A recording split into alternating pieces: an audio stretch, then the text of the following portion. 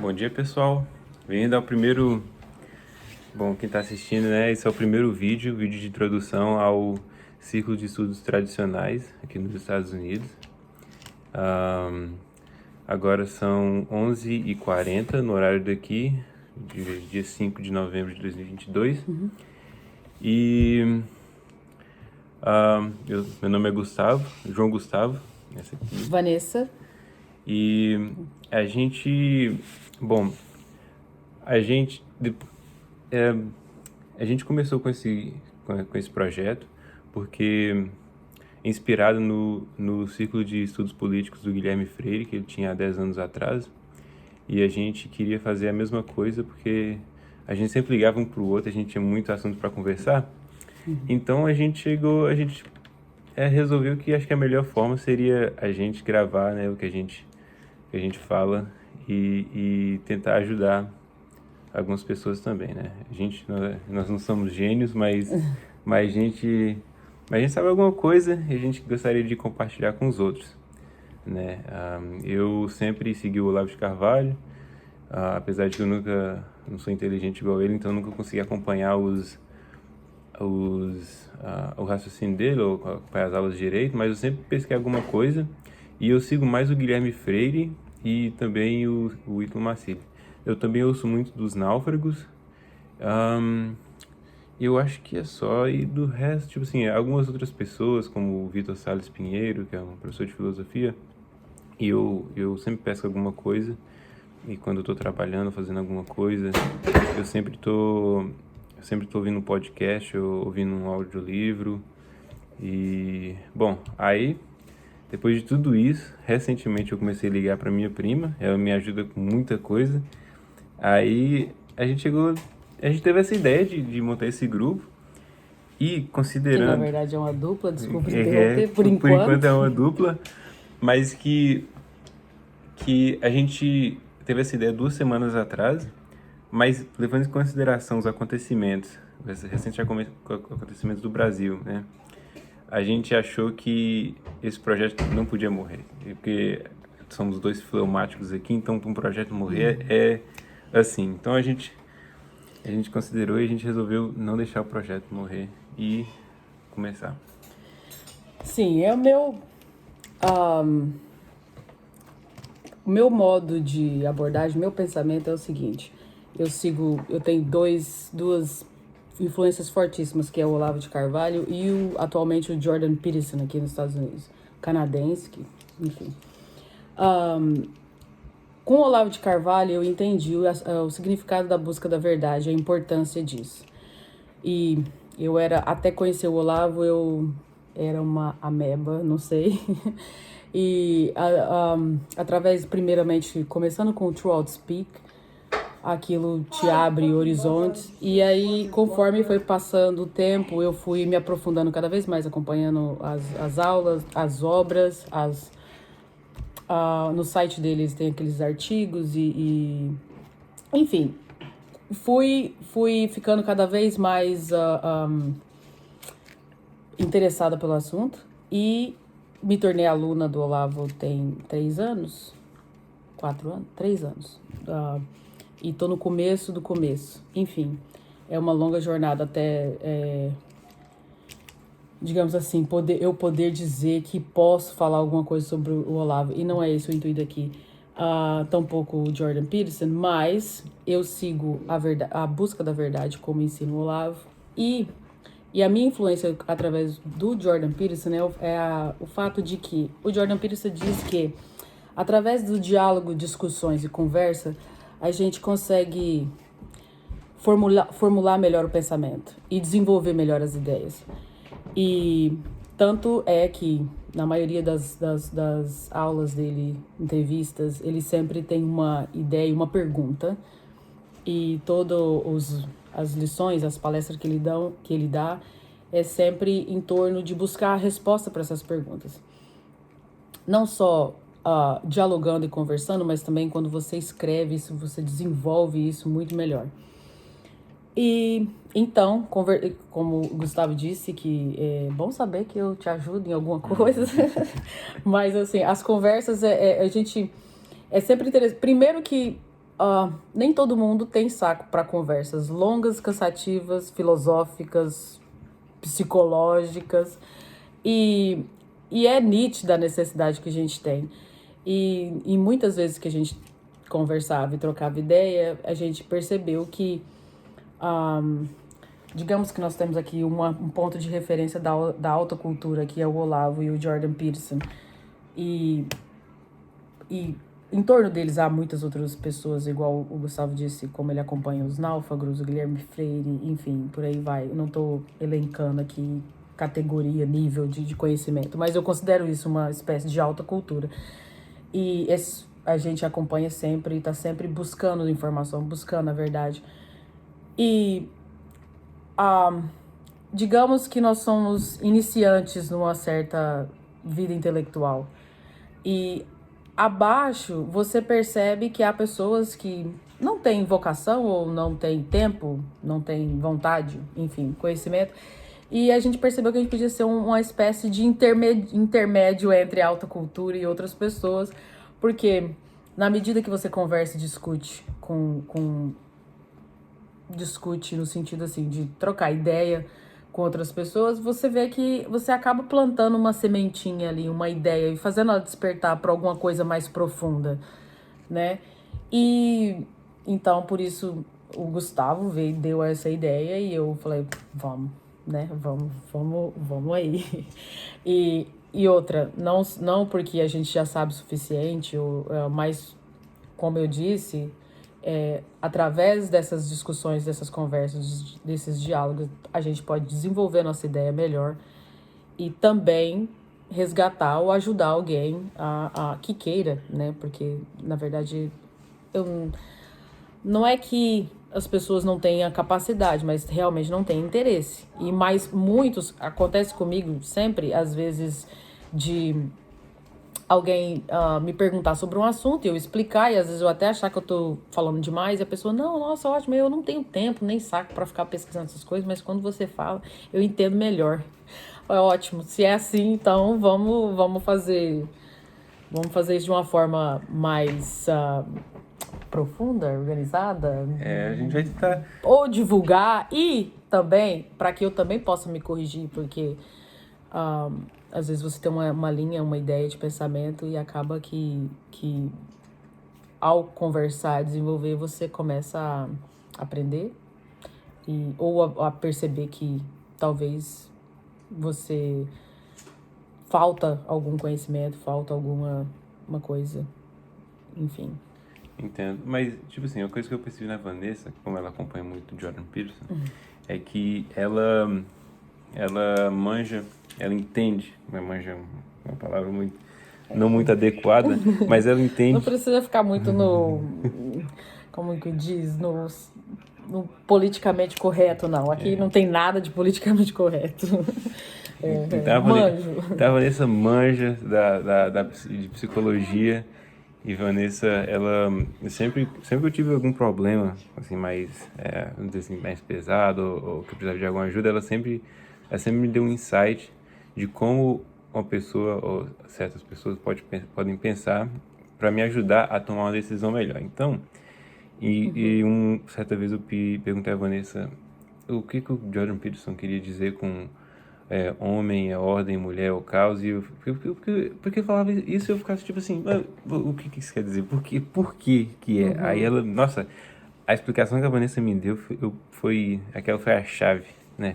Eu pensei assim, não, tem que gravar, não tem outra coisa, mas você precisa gravar, né? E no meu caso, eu gosto muito, os vídeos que eu mais assisto do Guilherme Freire, do professor Olavo de Carvalho, eu gosto muito do Jonathan Pajot também, da análise simbólica dos filmes.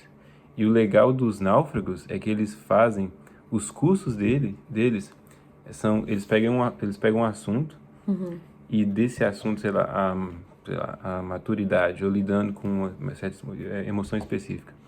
Daquilo eles pegam um filme que desenvolve aquele aspecto. E eles analisam e explicam como o filme desenvolve aquele aspecto para te dar o exemplo de como trabalhar aquilo. Então eu pensei assim, putz, eu gosto disso, eu gosto muito disso. E eu vi quase todos os vídeos do Guilherme Freire sobre simbologia, e eu pensei assim, não, eu quero fazer isso, eu quero mostrar, né, para os outros sobre isso. Tanto que na minha escola, meus ensaios, os que eu tive uma nota boa, assim, mais ou menos, eram os ensaios que eu escrevia sobre filmes. E aí eu sempre buscava o Guilherme Freire e outras pessoas como fonte. E aí eu escrevi os meus ensaios e consegui tirar uma nota boa. Só nas partes de filme. Quando os professores perguntam outra coisa, eu fico assim, ok, vou escrever uma coisa aqui muito mecânica e seja o que Deus quiser. Você acha que é por o fato do filme te dar uma visão mais... Você acha que a sua inteligência é mais estimulada através da visualização de conteúdo? Ou porque você gosta mesmo dessa... Talvez não seja uma pergunta, talvez seja realmente que você gosta muito de filme e o filme nada mais é do que uma ideia compactuada, começo, meio e fim. E aquilo você, não é segredo, e muita gente entende que alguns têm uma memória escrita, outros têm uma memória auditiva, melhor, outros uma memória visual. Então, se eu te contar uma história, se você tem uma memória auditiva boa, ou você consegue absorver conteúdo melhor através você entende o assunto. Algumas outras pessoas precisam ver algo, ser mais estimulado através da visão. E talvez seja essa questão dos filmes que te ajuda com entendimento, compreensão. É porque, tipo assim, no caso dos filmes, os filmes, né, como tem toda a carga dramática, eu acho que os filmes, eles te dão respostas para certos problemas, entendeu? Por exemplo, quando eu falar sobre a felicidade não se compra, a felicidade não se compra vai me dar algumas respostas para certos dilemas da vida, entendeu? Como, por exemplo, a pessoa que está só interessada em dinheiro, como o vilão do filme, ele não se preocupa com a moralidade, entendeu? Então, tem uma certa parte do filme que quando o anjo mostra pro personagem principal como seria a vida daquela cidade se ele não tivesse nascido, tudo na cidade é como se fosse um cabaré. São diferentes tipos de cabaré. No cinema, no café, em tudo. Então, tipo assim, aquela cidade, em nome do dinheiro, se tornaria um lugar totalmente baixo, um lugar totalmente horrível. E o filme, ele mostra que uma vida pode tocar em inúmeras outras, entendeu? E, por exemplo, se eu sou uma pessoa que eu não tenho objetivo de vida e eu vejo aquele filme, se eu sentir que eu tenho um vazio, assim, por que eu tô aqui? Aquele filme pode, literalmente, me dar a minha vocação. Porque aquele filme vai mostrar assim, olha, eu tô aqui para ajudar essas pessoas. E se eu não ajudo, a vida dessas pessoas pode ser pior. Mas se eu faço alguma coisa, eu com certeza estou melhorando a vida de alguém. Igual em outro filme também do mesmo diretor, que o personagem, não que ele não escreveu, mas ele na história do filme, o jornal cria esse personagem e depois eles contratam uma pessoa para se passar por aquele personagem, como se ele fosse de verdade. E tem uma cena que quando ele foge e que o pessoal pega ele e traz de volta para a cidade, vem uma multidão e essa multidão chega para ele e conta, a cena para mim é a melhor cena da história do cinema, que essa multidão conta para ele a história de como, com o que ele supostamente disse sobre como amar o vizinho e tudo, eles conseguiram resolver todos os problemas de uma vizinhança só porque um dia esse senhor ele ouviu as palavras dele e resolveu falar oi pro vizinho, e que ele achava que o vizinho não gostava dele.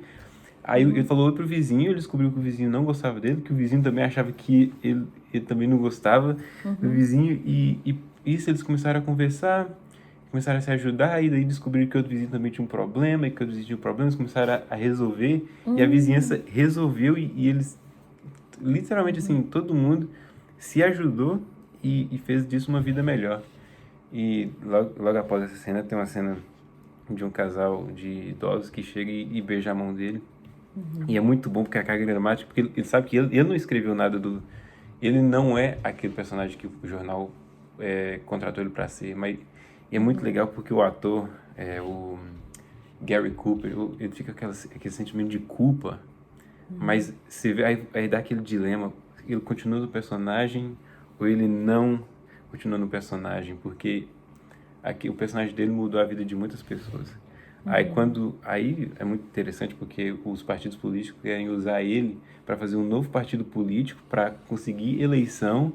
E aí quando ele vai revelar, e é muito interessante porque aí os políticos eles se juntam para revelar que ele não é aquele personagem, para acabar com essa história, né? E aí ele decide porque no início do filme ele supostamente tinha escrito uma carta falando que ele ia se suicidar no Natal em protesto aos problemas da sociedade. Aí ele decide se suicidar de verdade. E aí tem, no final, a mulher fala assim que a mulherzinha que escreveu, que na verdade escreveu, né? Que era um funcionário do jornal, ela fala assim que o primeiro John Doe, que é o nome do filme, morreu há 2000 anos atrás, que é o primeiro cara que queria ajudar as pessoas. É muito interessante esse No filme. caso, faz uma analogia a Jesus Cristo, Sim, o personagem. porque ele ia suicidar na noite de Natal. Olha só. E eu acho que isso é um contraponto, né? Porque, no caso, Natal significa vida, aí vai lá e se mata, isso seria errado de fazer. Sim, a ideia do cara. Isso.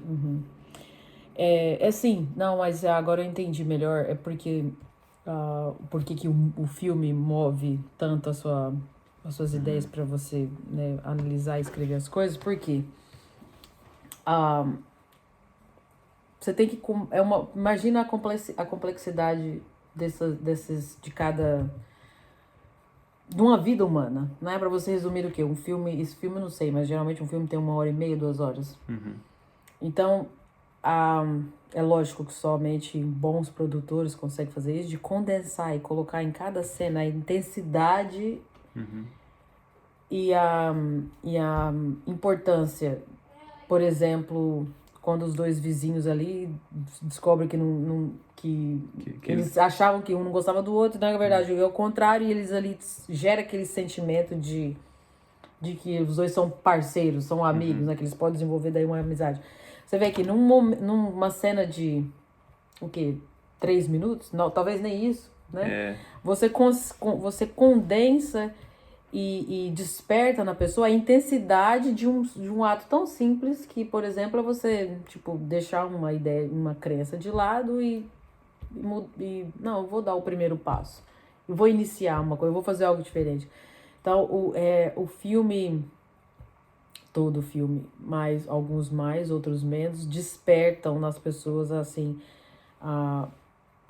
busca, chacoalha em você ideias mais profundas que você talvez, ao longo da vida, ainda mais hoje em dia, com tudo que influências de todos os lados, de influência da mídia, da moda, política, de amigos, família, religião, e não quer dizer que todas as influências sejam boas, e você é bombardeado por essas influências o tempo todo. E aí quando você pega uma cena, num momento que condensa um sentimento tão valioso, é onde dá aquele clique Exatamente. desabrocha aquilo em você. E eu acho isso mais importante que técnica cinematográfica. Por quê? Eu converso eu troco mensagem com esse crítico de cinema brasileiro, o Miguel Forlin, né?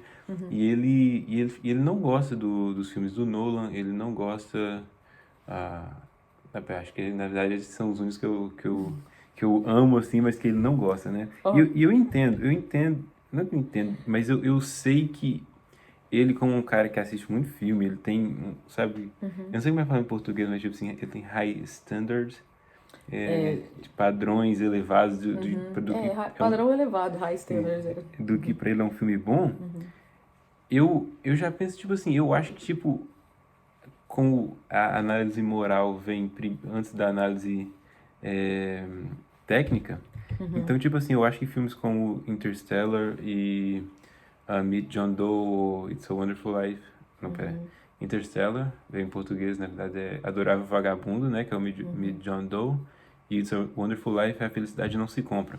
Eu acho que esses filmes, por causa da simbologia e do poder simbólico e moral, é tão grande que eu acho que se fosse gravado com um iPhone, mas com o mesmo roteiro, eu ia amar do mesmo jeito. Porque pra mim, sim. isso é o que é importante. Nossa, se o filme for... Se o filme, é o que eu falei, se o filme for gravado com uma câmera de baixa resolução, mas que com diálogos poderosos, especialmente o Meet John Doe, com aquela cena, eu ia adorar, e pra mim, esse é o que é o importante do filme. Assim, em primeiro lugar, é óbvio que ver um filme bonito também é importante, mas Sim. eu acho que se o cara for bom de diálogo, Se a ideia for melhor ainda. boa, é o que acontece muito hoje, que você vê que tem muito filme ruim, com ideias ruins, feito de propósito para manipular a ideia das pessoas. Só que eles jogam ali luzes, uma, como chama? Trilha sonora, né? Eles fazem de um jeito Eles cativante. programam aquilo propositalmente para mexer com o seu psicológico, para às vezes te convencer. Por exemplo, não pega uma cena que tem lá um bandido que tá eu e o meu marido assistimos um filme, vou pegar como exemplo. Agora eu sou péssima para lembrar o nome dos filmes e tal. Mas o cara ele tinha uma família e entraram bandido na casa dele. Desculpa aí, eu vou acabar dando um spoiler se alguém não assistiu, mas assim. O nome é Nobody? Ele parece. É uma espécie de The Punisher, mas não é o The Punisher. É esse cara. Bom, ele resolve se vingar do sistema judicial, porque depois praticamente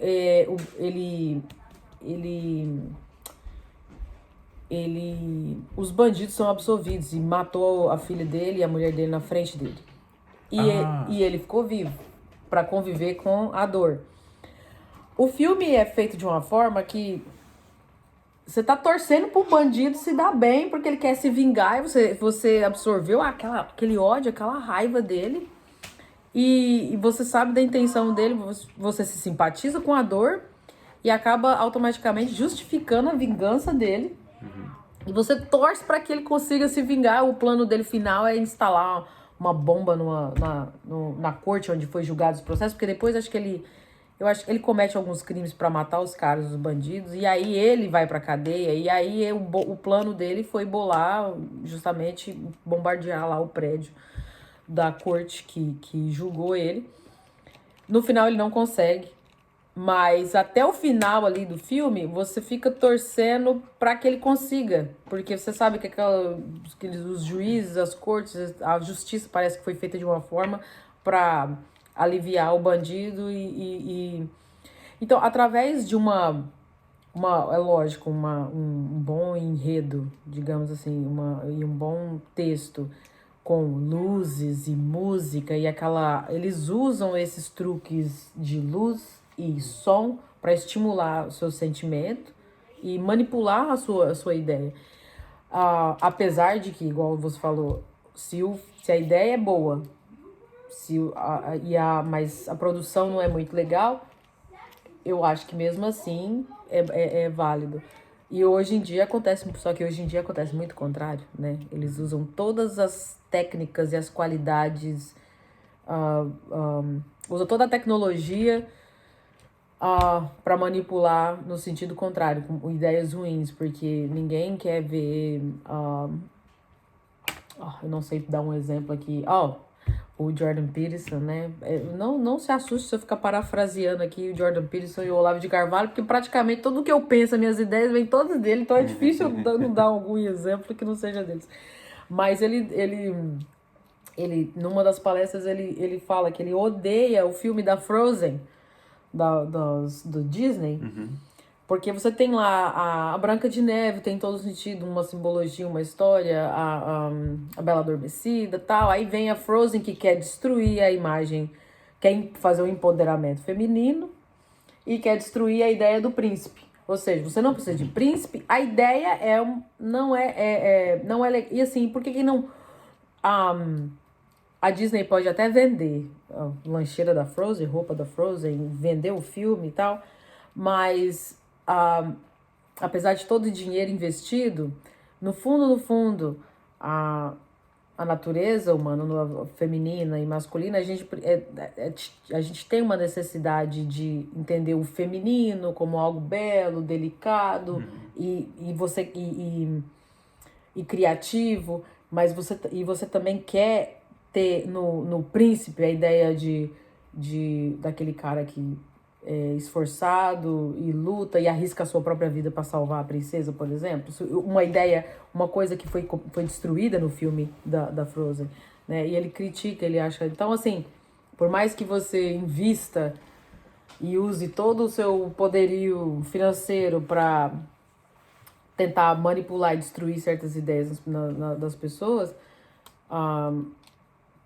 é meio que a alma humana precisa desse sentido, que é alguma coisa que é maior do que ideias práticas daqui do mundo, tipo, vai conseguir uma carreira, conseguir dinheiro, ficar rico, coisa assim do tipo. Entendo. Quer ver, olha, esse negócio de destruir os símbolos dos filmes, isso já agora tá com muita força, né? Mas no início dos anos 2000, foi muito bom pro cinema, porque surgiu muita gente nova que não tinha muito dessas ideias, entendeu? Por exemplo, eu vou pegar o exemplo do Matrix, que todo mundo conhece o Matrix, mas o que acontece? O primeiro filme, o Olavo não gosta porque não tem como, e realmente não tem como você criar algo que tem textura, gosto, que mais cresce igual banana. Não tem como você criar algo que tem todas as características de banana que não é banana. E aí, mas, por exemplo, a história do filme, assim, pelo menos assim, como vou dizer, a estrutura do filme tem tudo isso do despertar do herói, dele lutar. Eu até fiz uma apresentação lá na escola de como como o filme se encaixa na jornada do herói. Mas o que aconteceu? Esse último filme, Matrix Revolutions, ele é literalmente, eu não tô zoando, quem assistiu o filme, o primeiro Matrix e vê esse agora, vai notar a mesma coisa. Ele é o total inverso do primeiro filme. Por quê? No primeiro filme era a Trinity, que é a mulher lá, ela queria despertar o Neo. E o Neo era essa pessoa que passava pela jornada para se tornar o Chosen One, sabe? O único, o escolhido. E nesse último filme, não tô zoando, é o inverso. A Trinity, ela tá no mundo, ela tá não sei assim, ideologizada para você ver como eles montam, é muito engraçado, que eles montam a nova Matrix, que é um sistema opressor que quer te manter em famílias tradicionais com uma vida ordinária e tudo. Então, eles montam como se a Matrix agora representa um sistema opressor. Inclusive, o psicólogo com quem o Neo que o Neo vai no início do filme, ele é feito a partir do Jordan Peterson e ele é o vilão do filme. E, por exemplo, aí a Trinity agora ela tá numa família, ela tá nessa família que o marido dela se chama Chad. Só que aí é o seguinte, tem um meme que é o Chad, que ele é tipo como se fosse um homem másculo, entendeu? Que ele é tipo uma figura é um desenho de perfil de um cara másculo, que aí, no caso, ele é o inteligente, ele é o cara conservador e tudo. E eu não acho que foi à toa que eles colocaram o nome desse personagem Chad. E no caso, agora o Neo, ele tem que despertar a Trinity. E você considera, porque, tipo assim, o Neo, no início, ele era tipo um herói. Então, quando ele desperta, ele é mais rápido que os outros para poder entender o sistema e poder se tornar o herói. Nesse eles desconstruíram ele totalmente. Porque no início, ele desperta rápido, ele volta, ele acorda, mas agora ele quer libertar a Trinity. E o que acontece? Agora a estrutura é de que ele quer libertar a Trinity e ela que tá na jornada do herói. Só que é o seguinte, ele é o Chosen One, ele é o escolhido. Então ele era para supostamente, uma vez que ele sabe que ele pode fazer tudo aquilo que aconteceu, ele já era para ele poder fazer, entendeu? O que acontece no final do filme é que é literalmente, quando eles pulam de um prédio pra voar, só ela voa.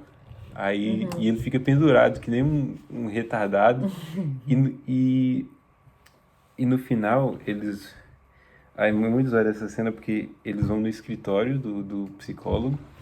E aí ela bate no macho opressor enquanto ele fica lá acariciando um gatinho. É assim, é muito zoado. Então, esse último filme é literalmente pra destruir a simbologia do primeiro. E eles fizeram isso de uma maneira tão ruim. Eu não tô zoando, eu assisti o filme de modo passivo. Eu fiquei tipo assim, não, eu vou prestar atenção porque é Matrix, eu gosto, eu vou ver, né? Para entretenimento. O filme é tão ruim que ele literalmente me cuspiu pra fora da imersão. Ele me jogou pra fora, tipo assim, não, isso não é pra você ter a experiência, é pra você... Se não tem significado, você não tem motivação, não te move, você não... É, porque tipo, é uma violência contra os fãs do Matrix. É literalmente uma violência. Essas tentativas de destruir sempre dá muito errado, porque o exemplo da Frozen começa a mexer em estrutura que a gente tem dentro de si, que sabe, o Jordan Peterson, a abordagem dele é assim, através do evolucionismo. Então você católico, cristão, super católico, super cristão, que não acredita no evolucionismo, né? Vai entender do mesmo jeito. Se você for considerar milênios milênios não, quantos billion years que eles falam que a gente evoluiu? 4 ou 7 bilhões. 4, 7 bilhões de anos de evolução.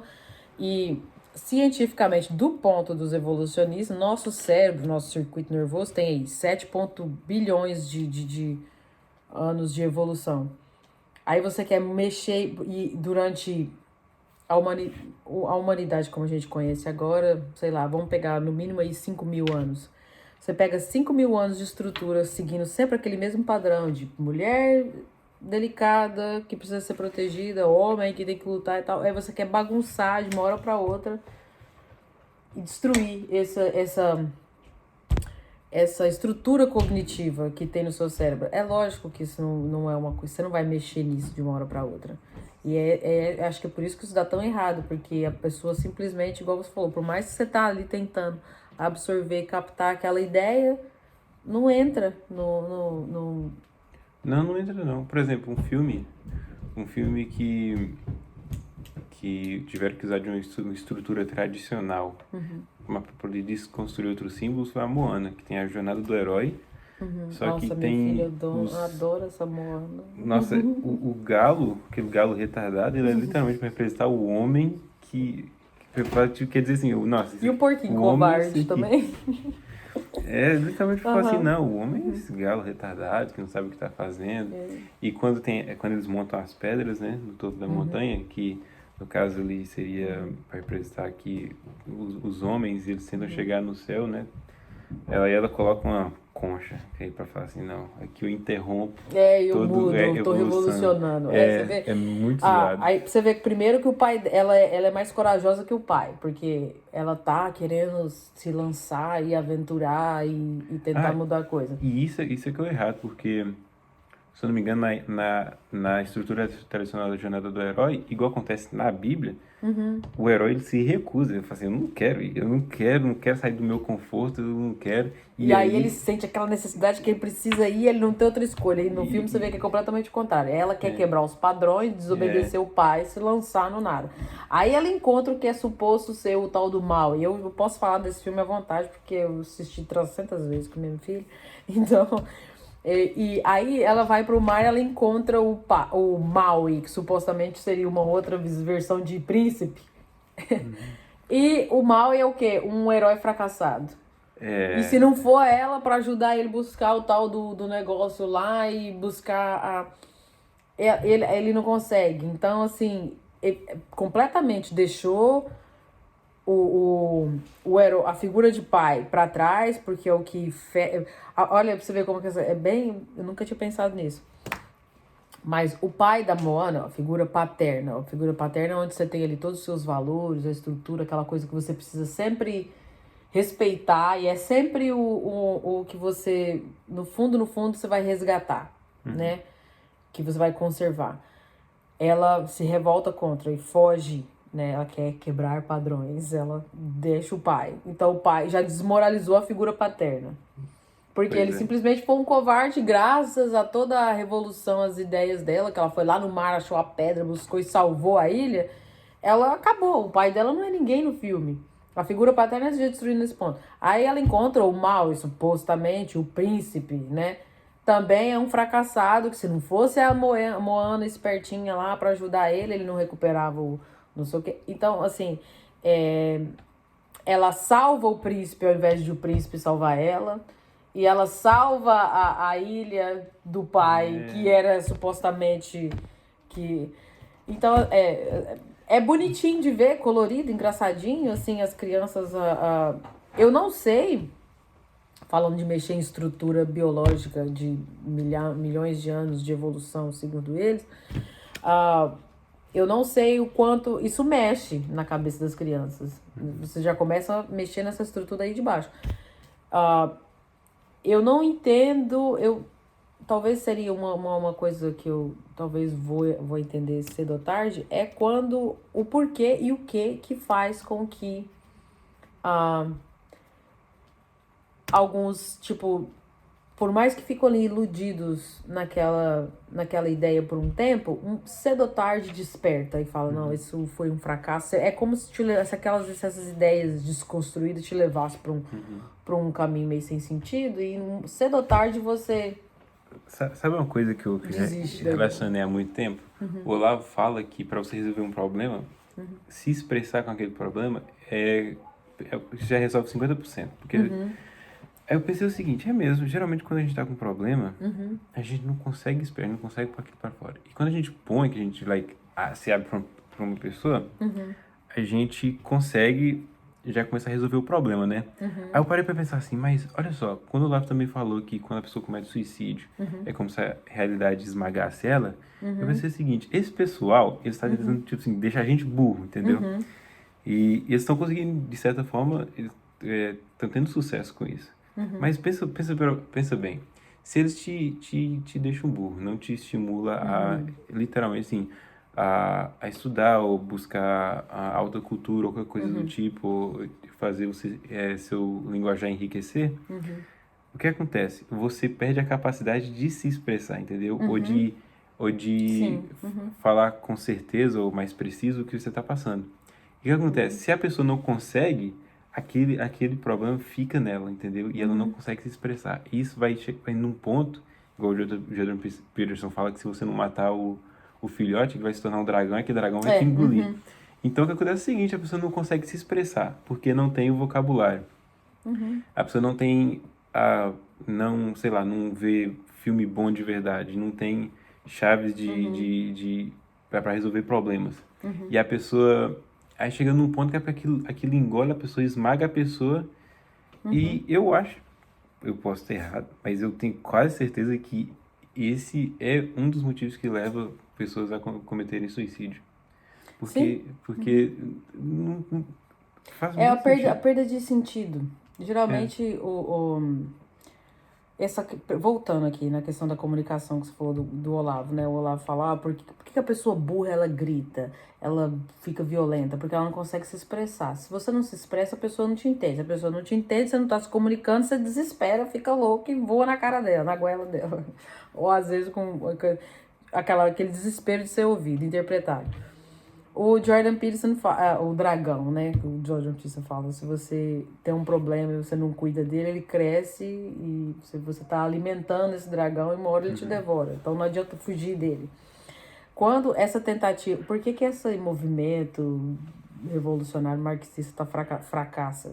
E tá fracassando de novo? Porque eles tentam suprimir essa... através da comunicação.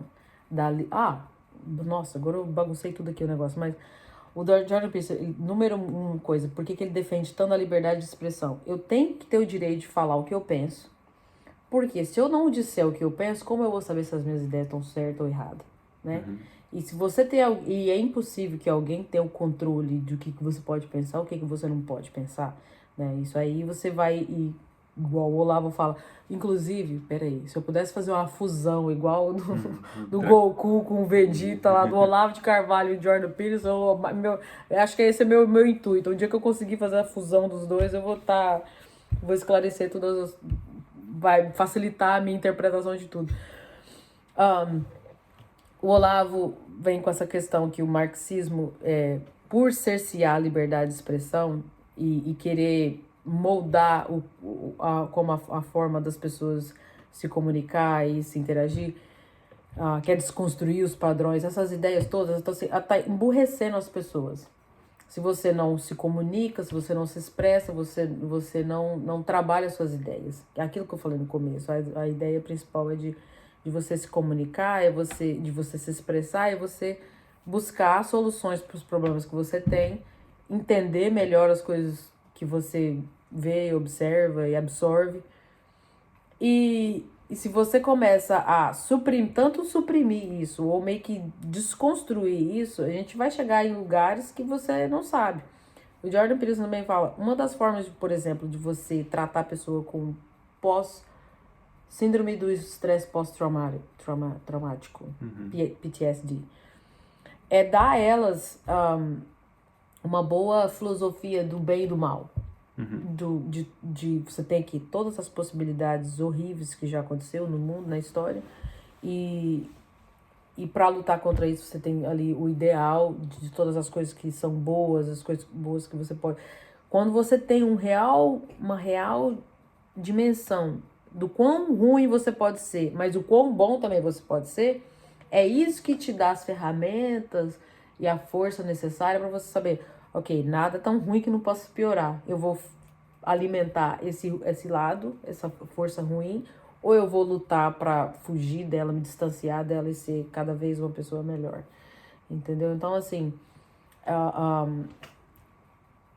na parte do cinema, né? Muitas pessoas escapam essa aí, perde, não gostei desse filme, destrói.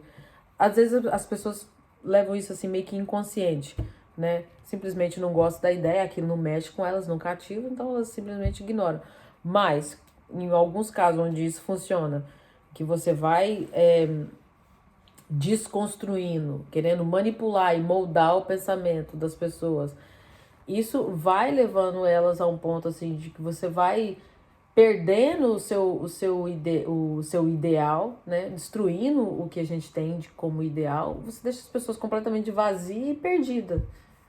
Porque, ou presa num universo paralelo aí, numa Matrix que não tem sentido. E aonde elas, o Olavo vem com aquela explicação filosófica de como que isso vai destruindo a capacidade das pessoas de se comunicar, de se expressar. Porque não é mais sobre... A pessoa perde, assim, ela perde... Não é mais o que eu estou vendo, sentindo e como eu interpreto as coisas. É como estão me fazendo pensar. Então você não está se expressando livremente. Você está seguindo um roteiro, uma receita. E no final das contas, se aquilo não vem de dentro naturalmente, espontaneamente, se você não está realmente pensando livremente, você está suprimindo algo em você e uma hora ou você explode ou você perde a noção completa e sente esse vazio, você é completamente esvaziado do nada e leva ao suicídio, em muitos casos. Ou a pessoa... você vê muitos casos quando a pessoa está no fundo do poço, ali, completamente perdida, cheia de problemas, ela não sabe de onde ela vem, para onde ela tem que ir, o que ela tem que fazer. Naquele momento ali que às vezes acontece uma coisa, alguém ou algo desperta nela e ela começa a buscar ajuda, ela consegue, imagina uma pessoa afogando que consegue uma tábua ali pra segurar e aí consegue nadar até a praia e se salva, entendeu? Então, mas isso aí é do filme A Felicidade Não Se Compra, porque a história do filme A Felicidade Não Se Compra é que tem o George Bailey, que ele ajuda todo mundo na cidade, só que ele ajuda, tipo assim, não que ele tem o objetivo de vida, eu quero ajudar essas pessoas, ele ajuda porque acontece uma coisa, ele tem que ficar na cidade, acontece outra coisa, aí ele tem que continuar na cidade, ele não pode sair para ir fazer faculdade ou seguir os sonhos dele.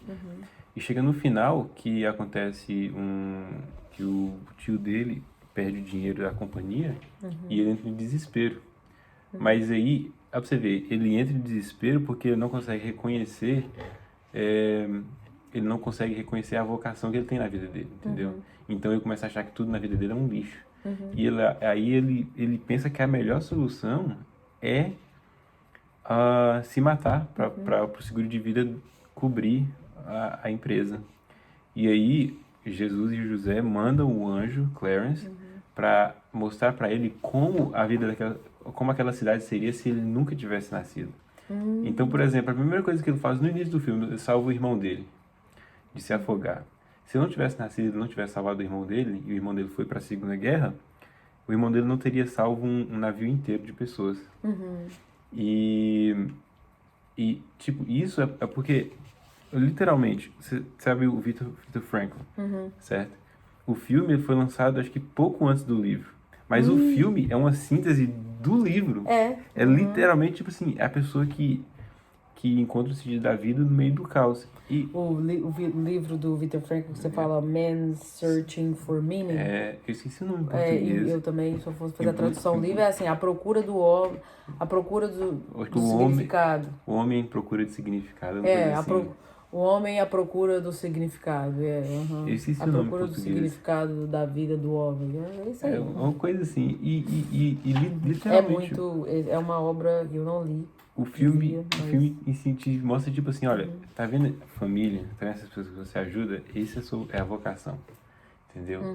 E, no caso, ele entra em desespero, e, obviamente, é uma coisa que ele não faria, mas a mulher dele fez, que a mulher dele contou pra todo mundo que ele estava desaparecido, porque literalmente ele entrou em desespero, xingou as filhas, xingou a mulher dele e foi se suicidar. Quando a mulher saiu para contar para todo mundo que ele tinha feito tudo aquilo, que ele estava em desespero, estava desaparecido, todo mundo, enquanto do problema, todo mundo chega na casa dele, todo mundo jogar dinheiro na mesa dele, assim, toma aqui, ó. Aí consegue pagar. Tudo débito, porque aquelas pessoas que ele ajudou, agora ajudam ele. E é o milagre de Natal. E é muito bonito isso no filme, entendeu? Então, tipo assim, eu acho que duas coisas que faz a pessoa cometer suicídio, tipo assim, ou falta de sentido, e isso é um problema imenso na sociedade de hoje, porque, olha, a quantidade de pessoas da minha idade aqui nos Estados Unidos que eu conversei, e que eles falam assim, eu não sei o que eu quero seguir, não sei o que eu quero fazer, é gigante, Vanessa. E como isso está crescendo, e o suicídio também está crescendo, eu acho, tipo assim, e os números estão aí para mostrar. Na pandemia isso aumentou também tá relacionado. drasticamente, com certeza. Porque, de novo, tem uma pressão de fora que, o que é ser bem-sucedido? É se você ganhar muito dinheiro, ser um ator, ser um músico, ser isso, ser aquilo. Então as pessoas elas não estão procurando aquilo que elas querem, porque elas já até perderam a forma de como se conectar com o que eu quero ser, como eu sou, o que eu sou.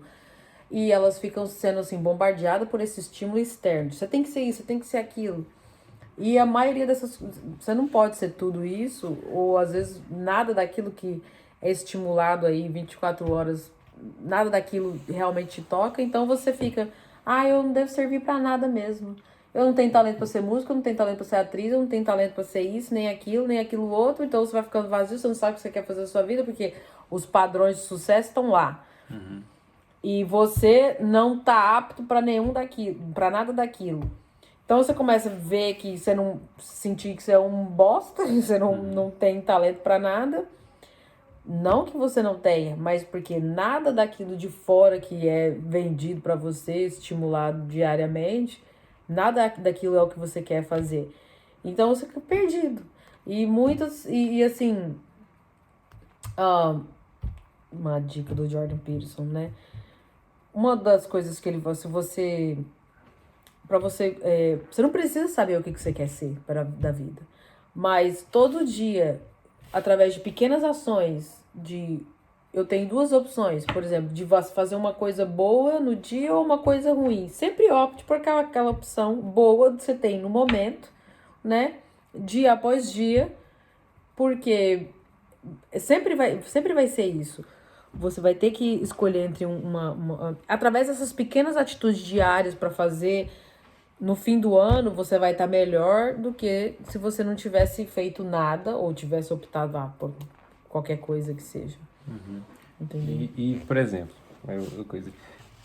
as pessoas hoje não querem ter família. E olha, se você não tem talento pra nada, cara, casa, tá ligado? Tem Casa, trabalho. arranja, falar igual o Rasta, arranja uma rapariga católica, não, E uma faça rapariga muitos filhos, se trabalhe. santifique, tá?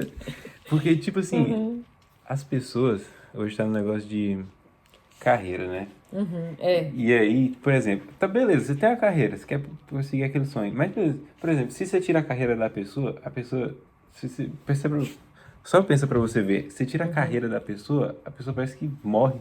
É. Mas não tem mais significado. Aham. Porque, por exemplo, a pessoa fica tanto naquele negócio de carreira, minha carreira, minha carreira. É. Eu acho que isso vira um egoísmo, sinceramente. Vira um egoísmo e a pessoa começa a falar assim, não Eu- posso ter filho, porque isso não é minha carreira. E aí eu só vou ter o filho quando eu formar na escola. Não, eu preciso de um trabalho. Mas também só depois que fica rico. Mas fiquei rico, mas também eu ainda tô meio aterrorizado, então eu ainda acho que não posso ter filho. Mas vem problema. É. E aí aposenta, aí morre, aí depois nunca Jordan tem Peterson, filho. ele fala, é dificilmente, ele acha muito difícil, para não falar impossível, uma pessoa crescer sem ser um ser humano 100% completo, se você não tiver um filho. Porque o filho é o que representa algo mais importante do que você. Então, assim, vamos supor que você realmente não tem talento para quase nada, mas você tem um filho, a sua dedicação pela vida do seu filho, o trabalho árduo, aquilo vai te dar um sentido. Por exemplo, eu não posso nem morrer porque eu tenho 3 filhos para cuidar, entendeu? Pois Então, você tem um sentido da vida, alguma coisa que motiva. E sempre vai ter. É porque, é igual eu falei, se você resumir a vida de sucesso em ser um grande empresário, ou um grande ator, um grande músico, tem pouca profissão, pouco espaço, mais da metade do mundo vai se matar, então, porque nem todo mundo tem talento para isso. E às vezes o seu talento está em pequenas coisas, na diferença que você causa na vida das pessoas ao seu redor, por exemplo. E, por exemplo, as pessoas hoje querem ter essas grandes carreiras profissionais sem o objetivo de fato. Por exemplo, se eu quer ser policial, mas a ideia da pessoa não é assim, eu quero ser policial para proteger a minha comunidade. Eu quero ser uma base forte para a pessoa confiar, para a pessoa andar segura. Não é a pessoa que quer por carreira. Quer usar a farda e ficar bonita. É o que o Olavo fala do que no Brasil a grande maioria das pessoas eles se contentam em parecer ser. Exatamente. E não ser de verdade. Isso é a falta de sentido da vida que a gente está tendo problema. Que eu não acho que é só no Brasil. Eu acho que é quase que no mundo inteiro. As pessoas estão se prendendo naquela imagem. Por exemplo, um médico. Um médico trabalha pra caramba, sofre, é estressante a vida de um médico e ele salva vidas. Uau, coisa bonita, importante. Mas não. O que as pessoas veem?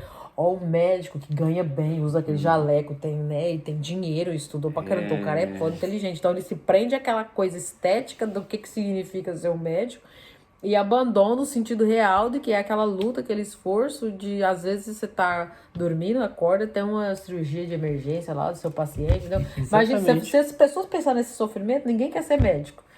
Só quer ser médico por amor mesmo de fazer isso. Exatamente. A pessoa não quer ser ator para poder, não, quero transmitir verdades universais.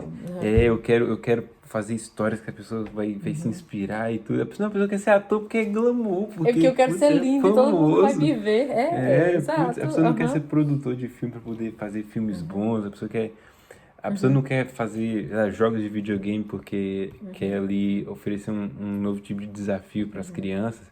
As pessoas não querem fazer nada. Olha, é impressionante. A pessoa não quer fazer nem culinária porque quer fazer comida boa, nutritiva, coisa do tipo. A pessoa quer fazer uma comida gourmet e cozinhar para pessoas famosas. Isso, é tudo literalmente só pelo mais superficial, que é assim, comida gostosa. O Olavo fala, prometa ser, né? E essa busca por ser de verdade é que vai te, na luta ali, no exercício do dia a dia, de buscar aquilo que vai te engrandecer, que vai fazer com que você seja mesmo. Porque se você só visualizar eu vou ser... o problema do diploma, né? Que ele fala, a pessoa vai pra escola, pega o diploma, pronto, tem o meu diploma, eu sou o cara e o que eu falar, vocês têm que acreditar, porque eu tenho diploma, eu sou formado, eu sei melhor que você. A estética, aquela aparência, aquele pedaço de papel dá à pessoa uma autoridade que ela não buscou ali. Bom, aí já tem outras coisas, né? As questão da qualidade do ensino da escola e tudo mais. Mas assim, não quer dizer que a pessoa vai lá e não vai saber, não. Mas tem muita gente que busca só aquela aparência casca, né? De parecer ser e não é de fato. E aonde uma hora ela acorda, pô, meu marido cozinha, é chefe há 18 anos, vamos botar aí 18 anos. Ele encontrou, ao longo dos anos na carreira dele, muitos alunos que foram para a escola e de culinária, tem um diploma lá, e sai da faculdade endividado. Não. E até ter a prática para você, porque você trabalhar, uma coisa é você estudar culinária, agora é você trabalhar no restaurante ali na prática. Ele fala, quantos que tipo, ficam lá louco, frustrado, que vai ter que trabalhar por anos como ajudante ali em coisas básicas, até ele ser um chefe, até ele ter toda a prática, né, os skills para ser para ser o chefe, vai demorar. E eles muito se frustram, falam, pô, eu gastei 4 anos na escola, tô endividado e agora eu não consigo ter o salário de chefe para poder pagar a minha dívida da escola, porque ele achou que o simples fato daquele diploma que ele segurar na mão ia garantir ele aquele emprego para ele pagar aquilo.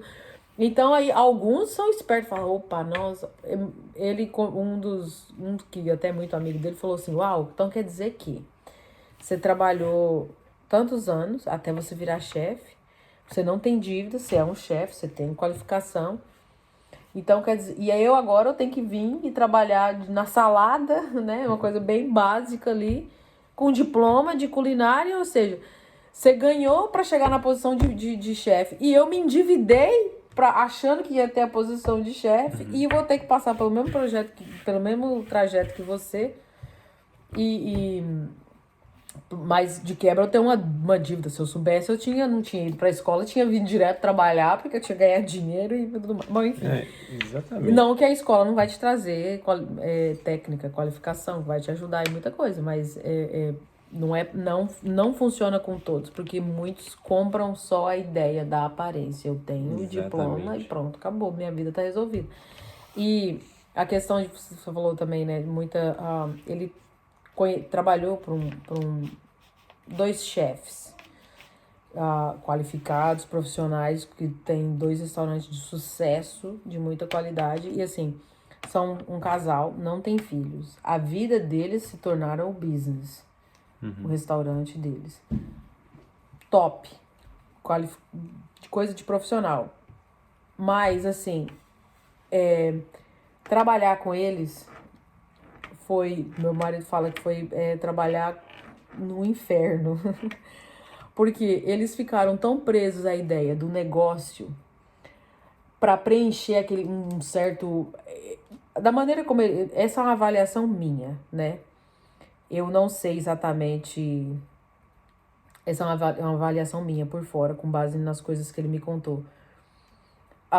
Você trabalha uma vida inteira e você põe a sua vida toda naquele business, naquela carreira, né? E eles dois, como um casal, no final das contas, o business, o restaurante, os funcionários não preenche a vida deles. Falta alguma coisa. Eu, né, falei, eu acho que faltou um filho.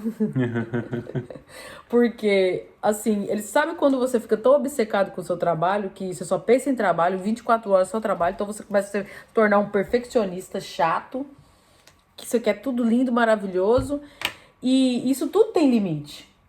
Não, com certeza. Só que uma família, eu acho que, não é que não tem limite, você vê... eu não sei, eu tento fazer um contraste aqui. Por exemplo, você montou um business, os seus restaurantes têm de dar dinheiro e é um sucesso. Pronto, acabou. Né? Você vai estar ali, lógico, sempre aquele challenge ali de ficar se atualizando, atualizar o entretenimento dos seus clientes e tudo mais. Mas, por exemplo, se a sua dedicação... Eu não quero dizer que seja só mesmo um filho que vai te trazer isso, mas assim, algo que vai além de você.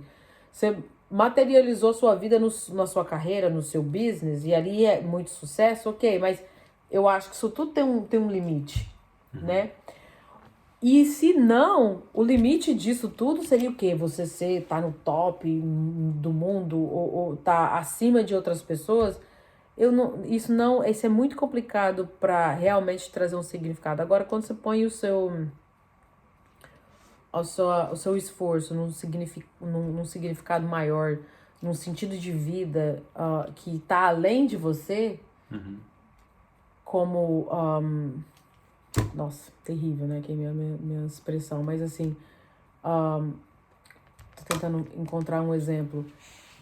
A vida do seu filho não é sua, né? Você ajuda, parte se você deu à luz, você criou, mas ele vai se tornar uma outra pessoa que tá além de você, tá além do seu controle. Né? Ele vai ser algo, às vezes, melhor do que o que você jamais imaginou. Geralmente acontece isso com os pais. Os filhos tendem a superar os pais. Estão sempre uma versão melhor dos pais. Né? Então, assim, é uma coisa que você criou, que tá além de você, tá além do seu controle. E você fez... sabe a história que você não cria filho pra você cria pro mundo, né? Mesma coisa o business. Você não cria o business pra você, você cria você cria o business pra você. Ele tá ali no seu controle, ele vai estar sempre ali precisando de você, tá sempre no seu controle ali. E não é algo além de você. E já um filho, uma família, isso tem um sentido que tá além de você. É mais importante do que você mesmo. O business você vende, uma pessoa compra, administra, acabou, você perde sentido, né? Por exemplo, uma carreira. Quantas pessoas exercem a mesma carreira? Às vezes até melhor que você. Né? Então você é insignificante para isso aí. Mas para uma família tem um significado além, maior do que você, mais importante que você. Então, mas isso é... Nossa, isso é... O filme A Felicidade Não Se Compra, porque o sonho do personagem é ir pro mundo, é construir ponte. Inclusive, tem várias cenas do filme que tem cartazes do Brasil, né? Porque naquela época, em 1940, o Brasil era um lugar badalado e tudo. E no caso, tipo, assim, é literalmente a divina providência que sempre coloca empecilhos para ele não sair daquela cidade. E aí... como eu vou explicar? Aquilo que faz ele gostar de viver. Porque no final o que o anjo faz é só falar assim, cara, olha, é que você não tá percebendo, mas os seus filhos e as pessoas que você ajudou, isso aí é o que vai te preencher. Essa conta é muito mais importante você manter essas pessoas bem, ter ajudado essas pessoas e ir pra cadeia, do que você não ter nascido e todas as pessoas se ferrarem. Entendeu? Porque ele já perde a esperança e fala assim, eu não queria que eu nunca tivesse nascido. Eu falo assim, você gostaria de nunca ter nascido? Beleza, deixa eu te mostrar aqui o que aconteceria com essa cidade se você nunca tivesse nascido. Então, quando ele desperta daquilo, ele fala assim, olha, realmente, não me importa de ir pra cadeia, não me importa de nada, contanto que eu tenha a minha família, pra mim isso é o que importa. Aí começa a andar assim, pela cidade, dando Feliz Natal pra todo mundo. Aí chega pro vilão e fala assim, Feliz Natal! Aí o vilão fala, Feliz Natal na cadeia. Aí ele vai pra casa, ele chega lá, todo mundo põe dinheiro, entendeu? Então, porque ele já falou assim, olha, não importa, eu vou pra cadeia, mas o meu sentido da minha vida é muito mais importante e é melhor que eu tenha cumprido isso do que eu não tenha cumprido nada. Nossa, esse negócio de... O que eu ia falar? Nossa, eu queria falar alguma coisa. Mas esse negócio de carreira... De carreira... Se a pessoa tá... Porque, olha, você tem uma carreira, beleza. Você tem aquela motivação. Você tem que ter. Né? Só garantia de sustento. Pois é, mas tipo assim, se só tem aquilo, olha... Igual eu discuti com a pessoa esses dias. Eu falei assim, se você só pensa em carreira e você não tem filho, o que vai acontecer? Você vai ter mais chance de ter depressão. Aí eu falei com ela, falei com essa pessoa assim... É uma amiga minha, ela é polonesa. Eu falei com ela assim, minha prima tem 3 filhos, ela vai ser a pessoa mais bem-sucedida da família e a mais feliz. Eu falei assim, olha, tem outras pessoas na minha família que se importam com carreira e tem aquele fogo de perseguir o objetivo com muito mais ferocidade. Mas olha, eu não tô brincando. A minha prima, por ter filho, vai ser mais bem-sucedida, vai ser mais feliz e vai ter muito menos chance de ter depressão, de acontecer qualquer coisa na vida dela. De novo, aí volta no Jordan Peterson. Ele fala que tem um data muito claro nisso, tipo, de que você tem a maioria das mulheres que procuram consultório depois dos 40 com problema de depressão ou ansiedade ou qualquer coisa do tipo. A maioria delas teve uma carreira, tem dinheiro, estão estabilizadas, mas não tem família. Não tem filho. Exatamente, você não lembra? Eu não sei se você leu o livro Então você quer. E ele fala, ele é atacado, tipo, machista, preconceituoso, exatamente só por ele ter dito assim. Uma das coisas que mais vai garantir felicidade pra você, mulher, não é investir numa carreira e ter dinheiro e ser financeiramente independente. É ter uma família, ter filho. Porque o Exatamente. relógio biológico vai tocar e é aquela história que eu te falei. Se vende aí que você tem que trabalhar e ter sua carreira, você é uma mulher independente. Lindo. Mas eles não contam a outra parte de que depois do seu ápice ali de fertilidade, até os 35 anos, depois disso, não estou dizendo que é impossível, a gente tem tratamento médico, tem muita gente que engravida depois de 35 anos, 40 e tal. Até a Cláudia Raia tá grávida dos 50 e, meu Deus, vai ser a avó do filho, que coisa, não. Mas, quer dizer, ela tá bem, ela tá se bobear, tá melhor que eu. Mas, assim, a maioria não vai ter essa sorte. E vão depois lamentar o fato de não ter tido. Tem milhares de coisas aí, a gente tem que falar tudo nas entrelinhas, né? Tem as questões de saúde, tem questão de infertilidade, ou porque, né, não teve a família, enfim, tem uma série de coisas que pode atrapalhar isso aí. Mas, no final das contas, se você tiver, eu quero ter filho, mas não vou ter agora, porque primeiro a minha carreira, Jordan Peterson fez uma piada, a idade melhor para você ter um filho é quando você é jovem e idiota, jovem e irresponsável. Porque se você for pensar bem, quem quer ter filho? Quase 20 anos dependendo de você, vai dar um custo, um trabalho, 5 anos essa criança grudada, totalmente dependente de você. Então, assim, se você for pensar racionalmente, nossa, meu Deus, vai ser um trabalho. Só que é a melhor e a maior alegria que você pode ter na vida, o melhor relacionamento que você vai ter na vida. E ele cita o relacionamento dele com os filhos, né, que é lindo, né, de ver. Então, assim, racionalmente, se for pensar, não tem hora, porque a hora é a hora que você tá menos pensando e que você é mais irresponsável. Porque, quando for o meu caso, 21 anos, né? Sem eira nem beira, 3 filhos de uma hora pra outra. E assim, e foi o que me trouxe uma âncora, o pé no chão, pra fazer as coisas. Porque eu com 21, eu não tinha, até hoje, não fiz faculdade, não tinha uma carreira, não tinha profissão, não tinha nada. Tava aí com o meu avô bestando na vida, né? E aí pensando, o que eu vou ser? Até hoje, na verdade, se eu for pensar bem, eu não sei exatamente o que eu quero ser. Eu acho que eu sou já, né? Uma mãe, uma cidadã, uma pessoa, uma amiga, uma irmã, uma prima, né? Então, assim, focar, né? Quando eu tive meu primeiro filho, eu falei, pronto, acabou, agora eu não tenho que pensar no que eu vou ser, eu tenho que pensar no que eu preciso fazer. E eu fui me concentrando ali em cuidar do meu filho. Aí eu pensei, meu marido, então, queria ter uma menina. Eu falei, vou tentar mais uma vez, né, uma menina. Eu não planejei nada, né?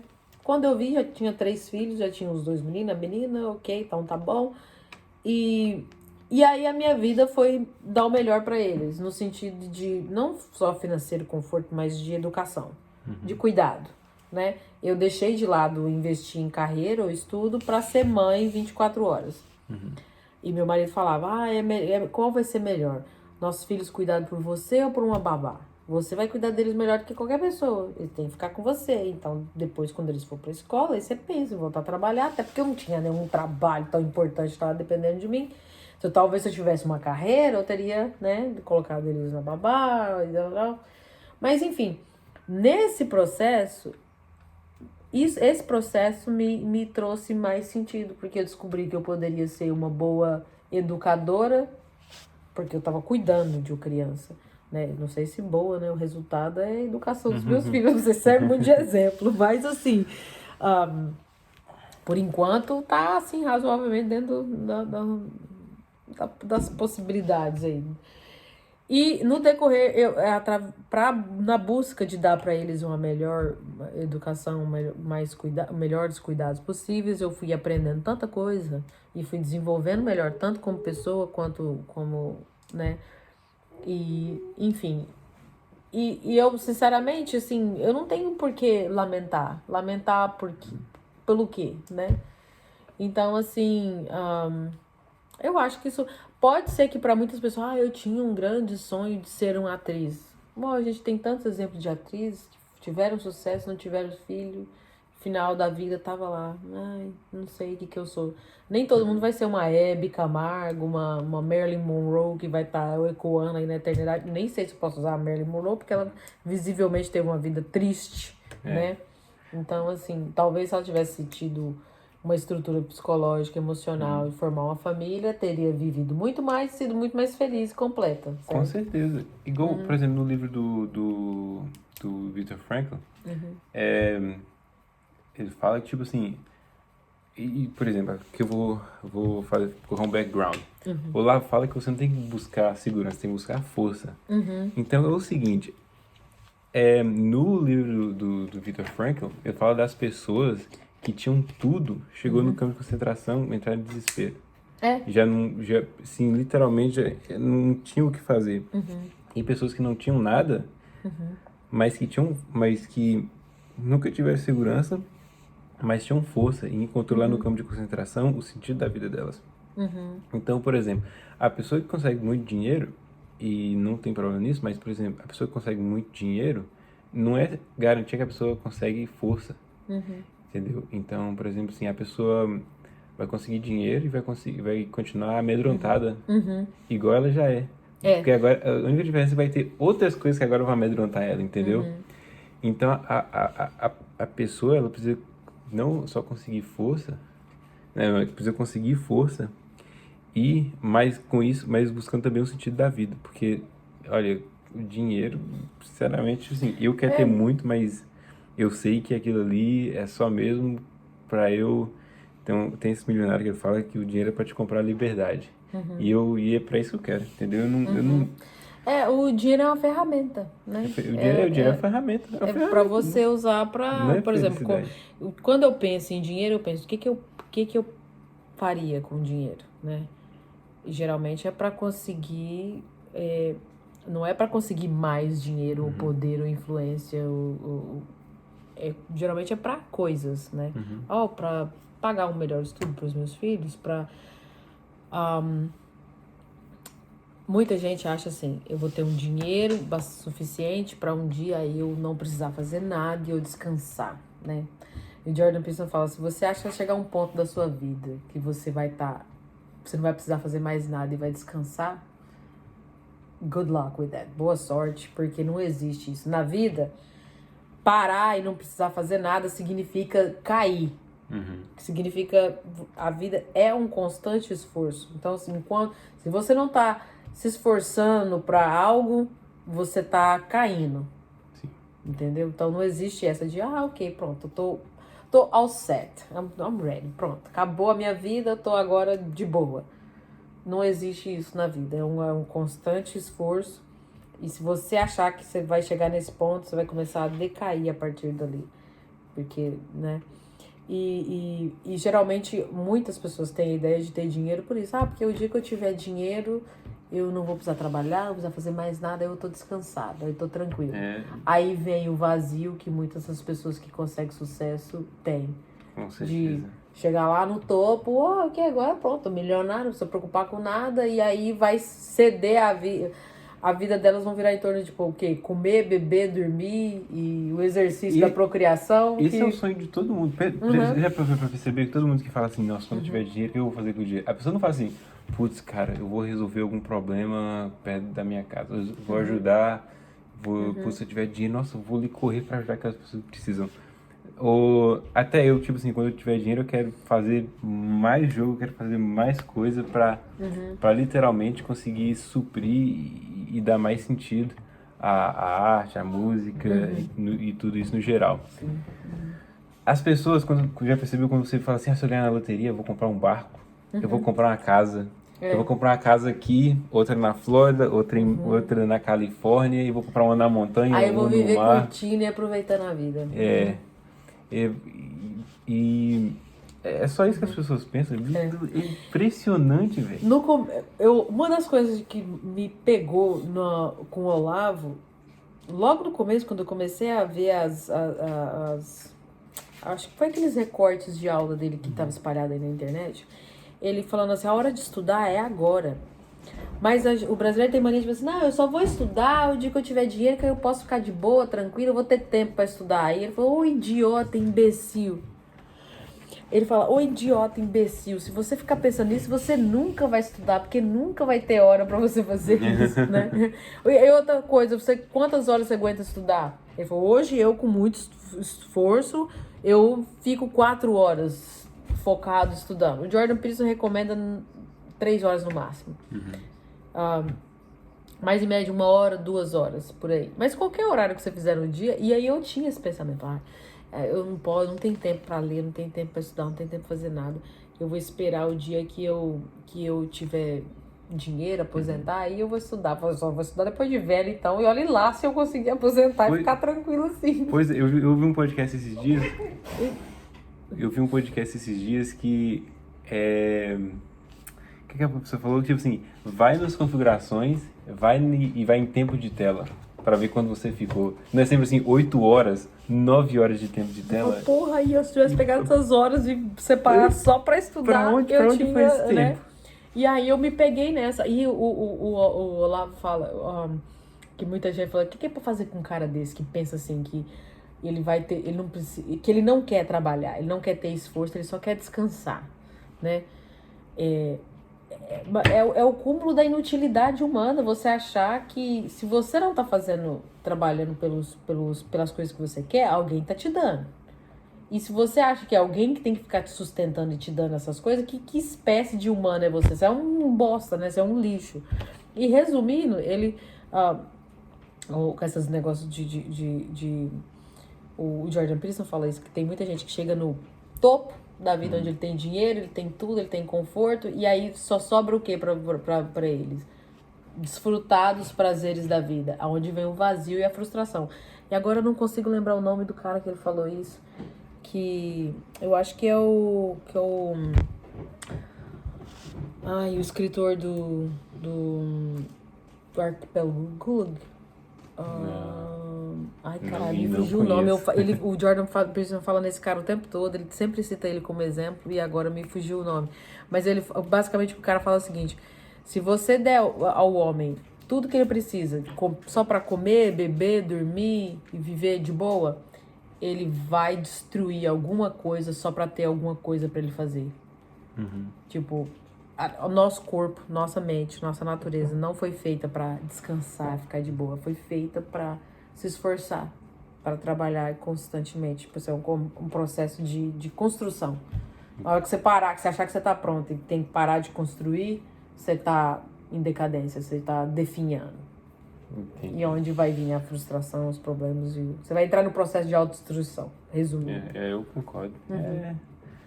A vida é cheia dessas. Eu acho que nós já conseguimos. Nós conseguimos ir lá do começo do nada e, nossa, foi já. De geladeira a bicicleta. De montanha a palito de dente.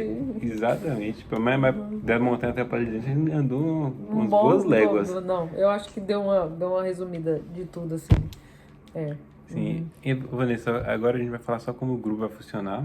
No caso, a gente vai fazer presencial, não vai ser online, né? A gente quer fazer desse jeito. E as aulas vão ficar gravadas, então a gente vai postar no canal do YouTube. A gente vai divulgar nas redes sociais também. E acho que é isso. Nossa, acho que não tem mais tempo de gravar as aulas que a gente queria, né? Individual. Sim, mas, Só que, assim, presencial seria muito legal se a gente conhecesse pessoas na nossa região, que a gente pudesse ter, de vez em quando, sentar e conversar. Só que, assim, eu acho, vamos supor, alguém que assistir tiver alguma ideia, alguma pergunta, alguma crítica, né? De hater a... Nós quer ouvir os haters também, você quer? Eu quero. Eu sou os melhores. Vão falar que eu tô feia, que a minha testa é grande, mas não tem problema. E aí a gente... E aí a gente, no mínimo, né? Vai falar assim, nossa, menina burra, falou nada com nada. Mas seria interessante da gente ter uma interação online que talvez pudesse vir ser até, tipo, um tema, alguma coisa pra gente conversar, falar, discutir. Sim, e tipo assim, se tiver outros brasileiros que querem ver, né, presencialmente, vir, ou tiver alguma coisa pra falar, só mandar uma mensagem aí. Onde é que encontrar a gente, manda mensagem. A gente tem Instagram, então é só mandar mensagem lá e que a gente arranja um lugar diferente pra levar todo mundo. Mas, bom, esse é o Círculo de Estudos Tradicionais dos Estados Unidos. Eu queria agradecer a todo mundo que assistiu. O que vai assistir. O que vai assistir. E falar que a gente vai se encontrar semana que vem, né, de novo. E que aí no caso a gente dá uma aula, cada um dá uma aula individual sobre o assunto que entender, né, que manjar bem. Mas... Beleza, é isso aí. Isso aqui. Você organiza, escreve o roteiro e nós estamos aí. Beleza. Beleza? Muito obrigado, pessoal, e tenham um bom dia.